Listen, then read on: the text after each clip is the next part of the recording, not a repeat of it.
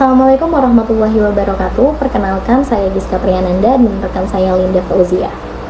Kami dari kelompok 9 akan mempresentasikan atau akan membahas mengenai ulama dan dai wanita, feminisme, dan juga isu-isu gender. Simak terus videonya ya. Yang pertama yaitu ulama wanita. Secara umum ulama itu memiliki pengertian bahwa seseorang yang memiliki ilmu yang mendalam, khususnya pada ilmu ajaran Islam, kemudian menyampaikan atau menyebarkannya kepada masyarakat. Itu pengertian ulama secara umum. Nah, dalam sosiologi dakwah itu, ulama wanita itu adalah tokoh sosial religius perempuan yang menjalankan dakwah dan berperan dalam membentuk serta mengubah kehidupan sosial masyarakat melalui ajaran Islam. Yang mana itu tidak hanya dipandang sebagai tokoh agama saja, tetapi juga sebagai pelaku perubahan sosial di masyarakat dengan melalui dakwahnya tadi, yaitu dengan mengubah cara berpikir masyarakat yang tadinya masyarakat itu memandang bahwa seorang perempuan, seorang wanita itu tidak usah sekolah terlalu tinggi-tinggi karena akhirnya nanti di dapur. Nah, itu dirubah cara berpikirnya oleh ulama wanita tadi. Bagaimana seharusnya itu perempuan itu juga wajib mendapatkan pendidikan yang tinggi, yang selayaknya.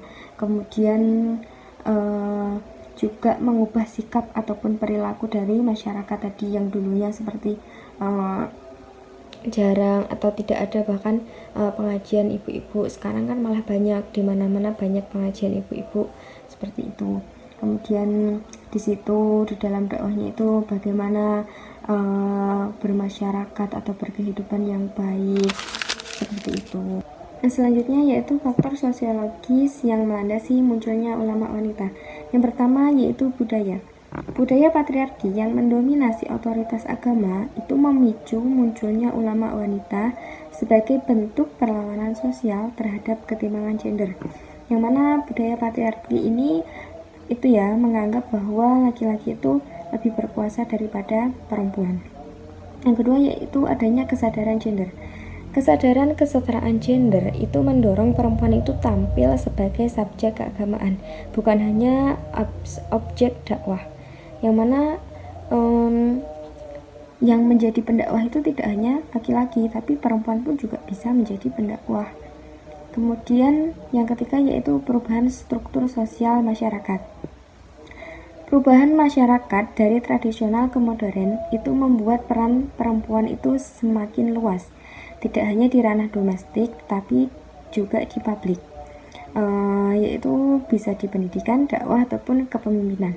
Yang mana masyarakat yang dulu menganggap bahwa perempuan itu tidak usah sekolah tinggi-tinggi, terusan perempuan itu nantinya juga akan di dapur. Sekarang masyarakat mengalami perubahan bahwa oh iya, seorang perempuan itu juga harus memiliki pendidikan atau ilmu yang tinggi, karena perempuan itu kan juga akan menjadi seorang ibu ya untuk anak-anaknya. Jadi mereka juga membutuhkan pendidikan yang tinggi, terusan bisa juga menjadi pendakwah ataupun juga bisa menjadi pemimpin. Kemudian selanjutnya yaitu peran ulama wanita sebagai agen perubahan sosial. Yang pertama yaitu dakwahnya itu mengubah perilaku masyarakat. Maksudnya di sini ulama wanita itu mengajarkan agama sehingga masyarakat itu berubah sikap dan perilakunya, yaitu dengan mendidik anak-anaknya itu berakhlak dengan baik, kemudian memenuhi kewajibannya seperti sholat 5 waktu, seperti itu. Kemudian yang kedua yaitu dakwah yang meningkatkan pendidikan dan kesejahteraan perempuan. Di sini ulama wanita itu mengajak perempuan itu untuk bersekolah setinggi mungkin, mengenyam pendidikan yang setinggi mungkin. Kemudian yang selanjutnya yaitu dakwahnya itu sebagai sarana transformasi sosial, yaitu perubahan besar dalam masyarakat. Seorang ulama wanita di sini itu menginginkan masyarakat itu berubah dalam artian mengubah cara berpikirnya, terusan aturan sosialnya, dan bagaimana peran perempuan itu dalam masyarakat, yaitu dengan mengubah cara berpikirnya, seperti oh ya, perempuan itu tuh harus sekolah tinggi, perempuan itu tuh boleh menjadi pemimpin, boleh berbicara di depan umum, seperti itu. Oke, poin selanjutnya yang akan saya bahas yaitu mengenai dai wanita, agensi, dan ruang publik. Teman-teman, kalau kita berbicara mengenai agensi perempuan, itu intinya adalah transformasi yang sangat besar. Kenapa? Karena dulu perempuan itu mungkin lebih banyak diposisikan sebagai objek dakwah atau pendengar saja. Nah, tetapi sekarang sudah berubah. Sekarang perempuan atau dai wanita ini sudah menunjukkan agensinya dengan menjadi subjek dakwah atau aktor perubahan. Jadi mereka ini tidak lagi hanya mendengarkan, tapi ikut aktif bersuara membawa perubahan di masyarakat. Selanjutnya kita lihat di poin kedua, yaitu evolusi ruang. Di sini ada pergeseran tempat atau wadah dakwah. Secara tradisional, dulu itu lebih banyak di ruang domestik atau lingkungan sekitar saja, seperti di majelis taklim dan juga pengajian ibu-ibu.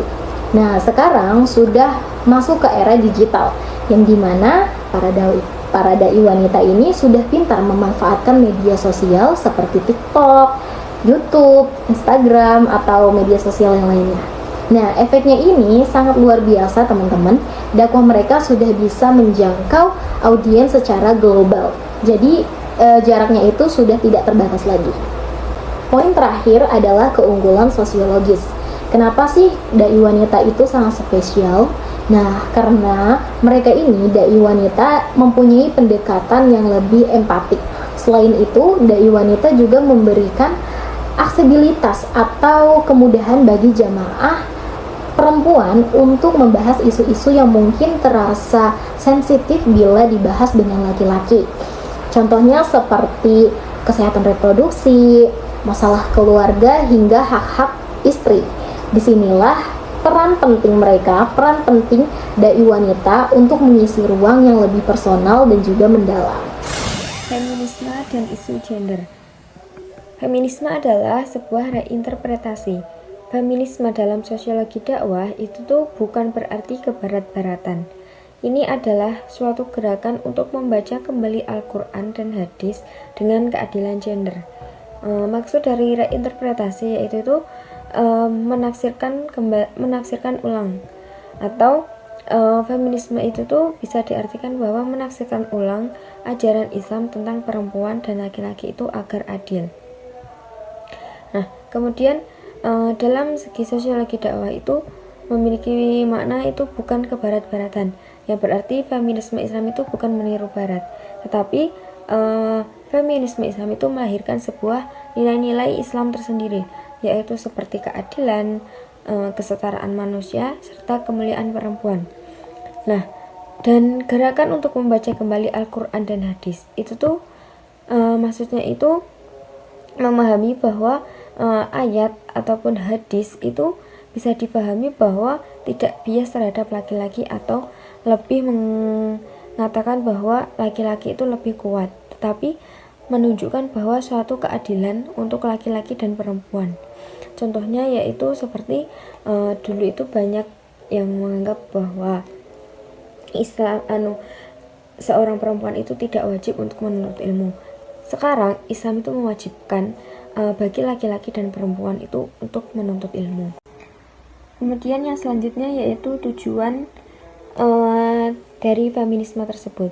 Tujuannya yaitu untuk menghentikan penggunaan teks agama untuk menjustifikasi penindasan terhadap perempuan, yang mana teks agama itu tuh jangan dipakai untuk membenarkan suatu perlakuan yang tidak adil kepada perempuan.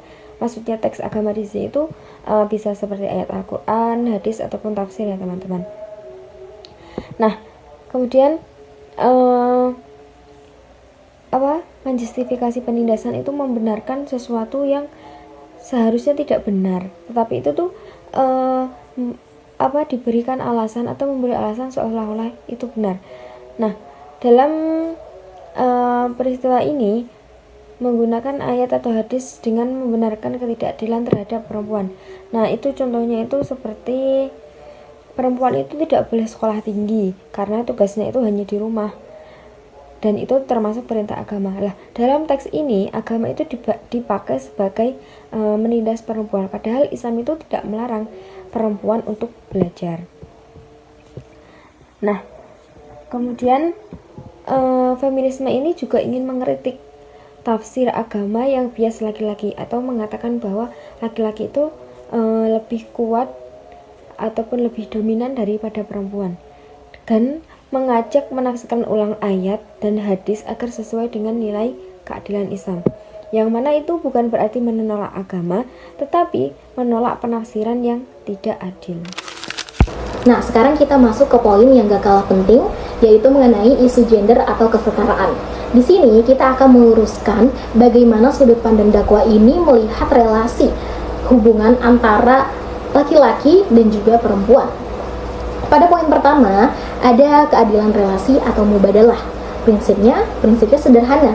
Dakwah itu harus mengedepankan kesalingan. Maksudnya gimana?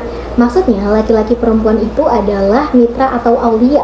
Jadi hubungannya itu bukan antara atasan dan juga bawahan, tetapi keduanya itu harus saling mendukung dan bekerja sama sebagai partner yang setara dalam kebaikan.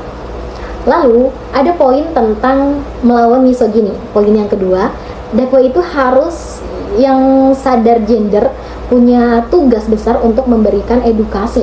Tujuannya apa? Tujuannya untuk menghapus kekerasan dalam rumah tangga atau yang kita kenal KDRT, untuk menghentikan pembatasan peran perempuan, serta memastikan perempuan itu tidak terpinggirkan di ruang publik. Jadi intinya dakwah itu harus menjadi pelindung bagi hak-hak perempuan. Dan terakhir, kita lihat dari sisi sosiologi dakwah. Perlu kita garis bawahi bahwa kesetaraan gender ini bukan berarti harus sama secara fisik, bukan itu poinnya.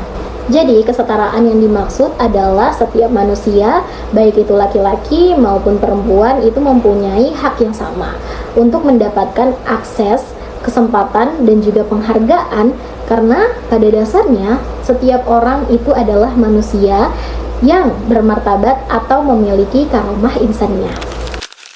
Sebagai penutup dari presentasi kami mengenai ulama wanita, dai wanita, feminisme, dan isu gender, ada satu benang merah yang dapat kita tarik, bahwa kehadiran ulama dan dai wanita ini bukan hanya soal menambah jumlah penceramah perempuan, tapi soal keseimbangan narasi.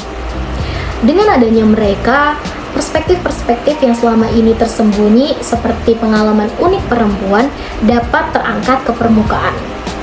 Dan feminisme dalam konteks ini adalah upaya untuk mengembalikan martabat kita manusia sesuai ajaran agama, di mana tidak ada lagi marginalisasi.